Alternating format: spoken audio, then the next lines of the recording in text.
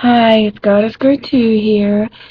It's September 6th, 2013, and Big Brother's coming to an end.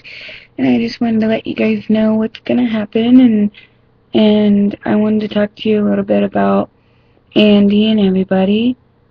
Here's a spoiler for you. If you don't want to hear it, skip ahead a couple of minutes. But I'm right now shocked, and I cannot wait for Sunday's show on how the fuck did Spencer actually win something like HOH? Like shit. And if he was smart, he wouldn't try to win this HOH because he wasn't going home this week. On Wednesday, they want to get McCrae out. After McCrae, Spencer should have then tried for HOH because he'll go home. I mean, didn't he win veto once? I'm not sure. Anyways, I am so sick and tired of people bitching and complaining saying that Andy's a fucking floater. Andy is not a fucking floater. I don't know why y'all keep thinking that, but he's not. If he was a fucking floater, then when he was HOH, he wouldn't have put up the people that he put up. I mean, seriously. But, I mean, learn what a floater is before you call somebody a floater. Got it? Got it. Because he's no floater. Like, he was loyal to Amanda and McCrae until the very end when he realizes, wait a minute. Well, why should I be third place? I didn't come on this game show to get third place. I came to win the money. If I stick with them, I'm not gonna win the money. Yeah, thanks for getting me so far when I needed you to. And he was loyal to the 3 a.m. But, and then y'all thinking, yeah, he's loyal to the 3 a.m. Then how come he voted out Aaron? Well, I don't remember who was up against Aaron, but he had no choice to vote her out because she was on the block. He knew his vote wouldn't count if he, tried to save her. So what was the point of trying? Then he got into this other alliance, the Exterminators, with Judd, Spencer, Gina Marie, and that's working out great for him. Every time he got into alliance with himself, every time he got into alliance, it always works. No matter what. It always works. He sticks with them until the very end when he realizes the the the group that he's aligned with is breaking loose and is not a good team anymore and has to figure out another plan. That doesn't mean he's a floater. Just because he has a backup plan, which is, okay, he's loyal to the Exterminators, but yet, as a backup plan, he's got Amanda McCrae on his side. The reason why he did that is because what if McCrae or Amanda won HOH or veto or something? He didn't want to be put up on the block. So he was trying to save his game by having a backup plan. But yet, when McCrae and Amanda were both on the block, he was like, okay, I'm loyal to the Exterminators. Yeah, they're my backup plan, but hey, it's okay.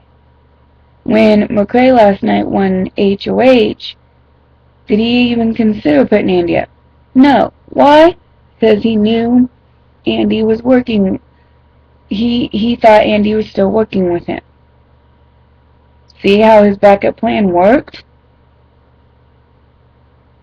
So, you all calling him a floater is pissing me off because I know floaters, and he, for one, is not a floater. Gina Marie, on the other hand, she might be considered a floater, even though she was loyal until the end to Nick and to not Gina Marie, to Aaron. But yet, yeah, it is kind of weird that she was being all buddy-buddy, nicey-nicey to Alyssa, when Alyssa voted out two of her people that she cared about. So yeah, she was always nicey-nice to whoever was HOH. Whoever was HOH, she would be buddy-buddies, nice with them, and tell them, yeah, I'll work with you until the end, blah, blah, blah, blah, blah. And then every time she was up on the block, not on the block, every time she was HOH, she always did what the house wanted. She never did what was best for her and her game. Like when Candace was on the block, yeah, she started a couple of fights with Candace because Candace was a poor sport about being on the block and whatnot, and got mad at her, but the thing is, the whole house wanted Candace gone. That's why the whole house was like, she would talk to everybody and be like, seeing their point, and majority of the house was like, get Candace out, and then the other one's like, get Spencer out, then they're going to be like, okay, Candace goes up on the block. She'll go on the block, and da-da-da. The whole Amanda and McCrae thing, when she put them on the block. Yeah, she lied and said, oh, I did it for me. No, you didn't do it for you, Gina Marie. You did it for the house, so that nobody will put you up on the block. Because it benefited you, and now that it's the three of them, or four of them, if it works out the way it's supposed to work out, and hopefully Spencer puts up McCrae with, like, doesn't matter who he puts her up with, because McCrae will go home, because the other two people will vote out McCrae, and McCrae will go home, and then it will be between Gina Marie, Judd, Andy, and Spencer, and then hopefully whoever gets HOH gets Spencer out. Then once Spencer's out, it will be between Andy, Judd, and Gina Marie. And Alyssa did last night before she left, said one thing that was true. Alyssa said that Gina Marie could win this if she goes to the final. She is likable by all the jury members, and her ass would win. So if she was HOH, she would have to think twice. Do I bring Judd, or do I bring Andy? She can just say, let's fight it, let's be true, and bring Judd to the end, because he's a more likable person too, except for Helen doesn't really like him. And she could possibly win because of Helen's vote or whatever's. And also, or she can just say, fuck it, I'm gonna go with Andy. Andy's pissed off a couple of people because he was dumb enough to tell Amanda about his alliance and about the Exterminators, which was the most dumbest thing you could ever do, because she can basically tell all the jury member about what he said. Second of all, she could tell definitely McCrae, and then he loses some votes right there. So he's dumb by doing it that way. But it's whatever, it's how he wants to play the game, and whatever. But so if she takes him to the end, she automatically wins, because they're all going to be like, no, you fucked your teammate over by doing it this way, and you were sneaky. At least Gina Marie was true, she wins. But if Andy wins HOH, it's smart for him to say Gina Marie goodbye, because he will lose against Gina Marie, but he'll also lose against Judd too, if you think about it. So he's got a win-win. But with Judd, he can maybe get a chance to win, a 50% chance. Because people would be like, Judd, you didn't do anything in this game. You're a sneak, you're a snake. He actually played two sides and actually won. Nobody has ever done that before and actually won. So, if Judd wins, Judd is smart enough to say, Gina Marie, get the hell out, because he will lose to her. He definitely might lose to her. But if he says, Andy, I'm going to take you to the end,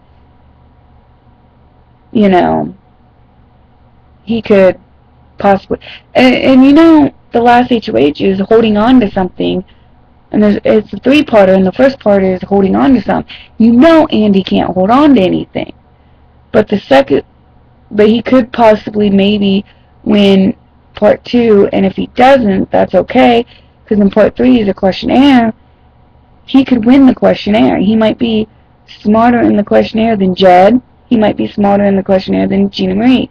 I don't know how smart Gina Marie is with questionnaires, or Judd, but, you know, because they didn't do too many of those this year for some reason, for HOHs. I just wondered what today's HOH, like last night's HOH was, that got Spencer to win. I mean, I'm proud of him and happy that he, you know, dominated and won, but he should have waited to win that, because the order was get Amanda out, and if it's a double eviction, get Alyssa out as soon as possible, then get McCray out, then get Spencer out. So if Spencer was wanting to stay longer in the game, he should have not tried to win this one and won next week, you know, like Wednesday's HOH. Get out somebody else instead of, you know, and screwing up their game. Instead of then he wouldn't be the next one going. And then maybe he could play in the three-parter.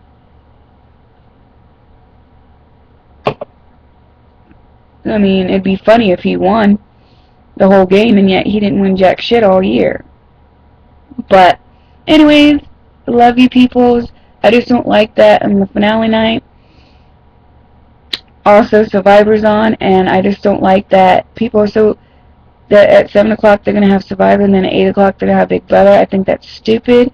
I think they should have Big Brother first, then Survivor, because fans love Big Brother. Fans love Survivor, and they're going to want Survivor to, you know, they're going to want to see the first episode of Survivor, but they're not going to focus a lot on Survivor because they're going to be more worried and wondering about Big Brother and who the winner is and all this stuff. So, if Survivor was smart, if CBS was smart, they would do Big Brother first, so they can get that over with, and then they can focus on Survivor and figure out who they want to win on that, and whatever. But anyways, I need to get going. Sorry this is long. Anyways, I love you people. I'm going to go watch Scary Movie 5. Didn't even know there was one, but I'm going to go watch it.